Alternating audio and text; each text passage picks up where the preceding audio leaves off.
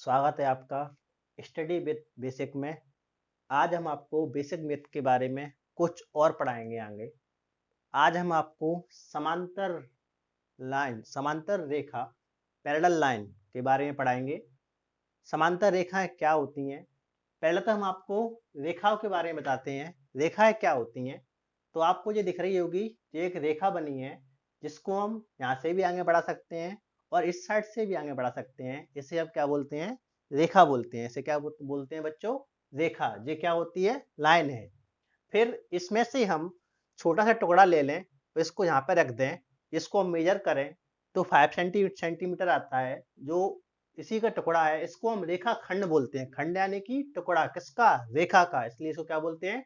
रेखा खंड। इंग्लिश में इसको लाइन सेगमेंट बोलते हैं। इसको हम मेजर कर सकते हैं। इसकी फिक्स लेंथ होती है, मतलब नाप सकते हैं। तो 5 सेंटीमीटर भी आ सकता है, 3 भी आ सकता है। जबकि इसको हम यहाँ से भी नहीं बढ़ा सकते आगे और ना यहाँ से बढ़ा सकते हैं आगे, लेकिन ये फिक्स होता है। और रेखा में क्या फर्क रहता है? रेखा को हम यहाँ से बढ़ा सकते हैं, इसको यहाँ से एक्सटेंड कर सकते हैं, इसको यहाँ से एक्सटेंड कर सकते हैं, लेकिन लाइन सेगमेंट को हम एक्सटेंड नहीं कर सकते, इसको फिक्स रहता है। अच्छा, तीसरे नंबर पे क्या आती है? रे आती है। रे में क्या होता है? एक स्टार्टिंग पॉइंट रहता है अपना। क्या रहता है रे में? स्टार्टिंग पॉइंट है। जैसे कि आपने देखा होगा एक्सरे, हम डॉक्टर के पास जाते हैं, वो कभी बोलता है फ्रैक्चर हो गया तो आपको एक्सरे कराने होंगे। अब एक्सरा क्या होता है? एक्सरा एक्स रे से बना हुआ है। किससे बना हुआ है? एक्स रे से। एक्स रे निकलती है। रे यानी क्या होते हैं? रे यहाँ से ही है, किरण। रे का मतलब होता है किरण। स्टार्टिंग पॉइंट इसका ये है, यहाँ से एक रे निकली और यहाँ से सीधी चली गई। सन देखो आपने, सन की हमने सुना होगा सन रे, सूर्य की किरण आ रही है। इनसे क्या बोलते हैं? हम किरण बोलते हैं। जो स्टार्टिंग पॉइंट से निकली और पता नहीं कहाँ इसका एंड पॉइंट नहीं पता हमें, इसका अंतिम बिंदु पता नहीं, लेकिन मुझे पता है यहाँ से निकल रही है। ऐसे एक्सरे भी पता रहता है हमें, एक्स रे निकल रही है जो कहीं से निकल रही होंगी, तो इसको हम रे बोलते हैं। तो ये रे हो गया, ये लाइन सेगमेंट हो गया और ये रेखा हो गई। ये तीनों को आप अच्छे से समझ चुके होंगे। अब हम आपको समांतर रेखाओं के बारे में बताएंगे। किसके बारे में बताएंगे? समांतर रेखा। वे रेखा जो एक ही तल में, प्लेन यानी कि ये प्लेन है, में स्थित होती हैं, परंतु कभी भी एक दूसरे को काटती नहीं है और आपस में नहीं मिलती। क्या लिखा है यहाँ पे? आपस में नहीं मिलती। उन्हें क्या बोलते हैं? समांतर रेखा बोलते हैं। जैसे कि जे बनी हुई है, रेखा ए और रेखा बी क्या है? समांतर रेखा है। इनको हम पैरेलल लाइन बोलते हैं। इसका रियल एग्जांपल आपको देखा होगा, रेलवे लाइंस। रेलवे की पटरी होती है जो उसमें ट्रेन चलती है, तो रेलवे लाइन की पटरी कभी नहीं मिलती आपस में, तो इन्हें क्या बोलते हैं हम? Railway line. इनको हम पैरेलल रेखा है या पैरेलल लाइन, समांतर रेखा है, इन्हें हम बोल सकते हैं। तो ये समांतर रेखा हुई। और देखिए इंग्लिश में क्या इसकी डेफिनेशन लिखी गई है? टू और more lines that lie in the same plane and never intersect each other are known as parallel line। मतलब ये वो लाइन है जो इंटरसेक्ट नहीं करती। एक ही तल में तो प्रेजेंट रहती हैं, वो एक ही प्लेन में तो रहती है लेकिन इंटरसेक्ट नहीं करेंगी, तो वो क्या है? हमारी पैरेलल लाइन होती हैं। अच्छा, कुछ आपने देखा होगा जंक्शन पे जाते हैं बड़े बड़े, तो क्रॉसिंग लाइन बनी हुई होती है। जो क्रॉस मतलब रेलवे लाइन अपनी चेंज करती है, तो क्रॉसिंग लाइन बनी होती है, ऐसी डली होती है कई जंक्शन पे, आपने देखा होगा ऐसी। तो ऐसी ऐसी लाइन देखो, ये बनी हुई है इसमें, तो इसे हम क्या बोलेंगे? तिर्यक रेखा, ट्रांसवर्सल लाइन है ये क्या है? Transversal line. इसे हम बोलते हैं तिर्यक रेखा। तिर्यक रेखा के द्वारा इसमें काफी एंगल्स बनेंगे।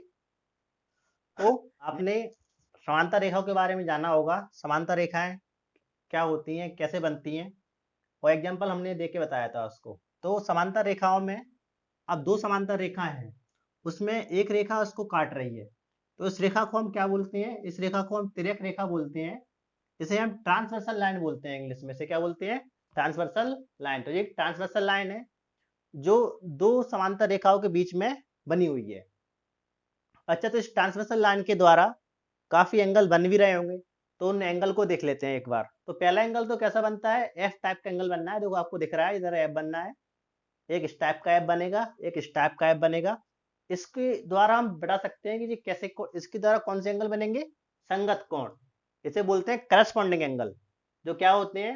1 और 4। जो 1 और 4 बनना है, ये कैसे एंगल है? अपने करस्पॉन्डिंग एंगल है। और ये दोनों एंगल कैसे होंगे? इक्वल होंगे, तभी ये पैरेलल लाइन होंगी।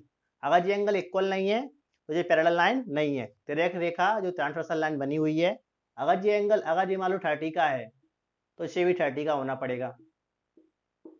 ठीक है, तो ये क्या है, ट्रांसवर्सल लाइन के द्वारा जो एंगल बनना है इसे बोलते हैं संगत कोण। इसी को हम करस्पॉन्डिंग एंगल बोलते हैं इंग्लिश में। जो 30 का है ये भी 30 का होगा, और सपोज ये 70 का है तो ये भी 70 का होगा। फिर कौन सा एंगल बनता है इसके द्वारा, फिर देखिए एक जेट की शेप बनती है इसके द्वारा एंगल में, देखो ये बन रही है यहाँ पे, ऐसा गया ऐसा गया ऐसा गया, इधर से ही बना सकते हैं आप उल्टे में। तो जेट की शेप बन रही है, इसको बोलते हैं अल्टरनेट इंटीरियर एंगल, एकांतर कोण। ये भी क्या होते हैं बच्चों, आपस में बराबर होते हैं। मान लो सपोज जी यहाँ पे 30 का 40 का मान लीजिए इसको, तो ये भी 40 का होगा। अगर 50 लेंगे आप ऐसे तो ये भी 50 का होगा। तो ये कैसे एंगल होते हैं, अल्टरनेट इंटीरियर एंगल। अगर ये कंडीशन सेटिस्फाई नहीं हो पा रही है, अगर ये हो रही है सेटिस्फाइड, तो भी लाइनें क्या हो जाएंगी, पैरेलल हो जाएंगी। इसको हम शो कर सकते हैं ए पैरेलल बी, इसको हम ए कह दें, इसको हम बी कह दें। तो लाइन है ए पैरेलल बी, जो डबल लाइन दिख रही है आपको, जो पैरेलल लाइन का साइन होता है, समझ गए। तो ए पैरेलल बी क्या होगा, ये दो दो रेखा कैसी हैं, समांतर हैं, अगर अल्टरनेट इंटीरियर एंगल कैसे हैं, इक्वल है। फिर तीसरे पे कौन सी आती है, को इंटीरियर एंगल, इसे क्या बोलते हैं, को इंटीरियर एंगल या same side of transversal line. तो वो क्या होता है, जैसे कि ये 5 है इधर एंगल, ये कितना है 6 है। तो एंगल 5 की वैल्यू और एंगल 6 की वैल्यू को दोनों को अगर सम करें, दोनों को जोड़ें, तो 180 के इक्वल आना चाहिए। वो क्या आना चाहिए, 180 के इक्वल। सपोज ये कितना का है, ये 30 का दिया है, और ये कितने का दिया है, ये 30 का दिया है, और ये 150 का दिया है। तो 150 और 30 को ऐड करें तो कितना होगा, 180 आ जाएगा। तो भी ये लाइनें कैसी होंगी, पैरेलल होंगी, क्योंकि को इंटीरियर एंगल के 30 और 50 को एक बार जोड़ लें आप, तो कितना आ रहा है, देखो 180 आ रहा है कि नहीं आ रहा है। तो ये कैसे एंगल होगा, दोनों को इंटीरियर एंगल हो गए हैं, और ये इनका सम कितना हो गया है, 180 का हो गया। तो ये लाइनें कैसी हो गई, पैरेलल हो गई। मतलब किसी भी दो लाइन को पैरेलल होने के लिए तीन कंडीशन को सेटिस्फाई करना जरूरी है। अगर इनमें से एक भी कर रही है तो भी लाइनें क्या होंगी, पैरेलल होंगी। तीनों कर रही है तो और अच्छी बात है, अगर एक कर रही है तो लाइनें क्या होंगी, पैरेलल होंगी। तो पहली कंडीशन कौन सी थी, संगत कोण, इनको हम करस्पॉन्डिंग एंगल बोलते हैं। इनमें एफ की शेप बनती है, आप देख लीजिए ये एफ की शेप बन रही है दोनों की। ये इसमें ऐसे में बन रही है, ये वाली शेप में बन रही है, ये वाली में ही बन सकती है वो। दूसरी कौन सी होती है, अल्टरनेट इंटीरियर एंगल, एकांतर कोण, जिसकी जेड की शेप बनती है। तीसरी कौन सी होती है, को interior angle, same side of transversal line.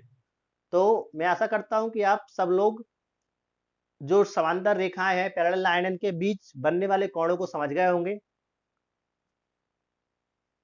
आपको अगर वीडियो अच्छी लगी हो तो प्लीज हमारे चैनल को सब्सक्राइब करें एंड लाइक करें। Thank you.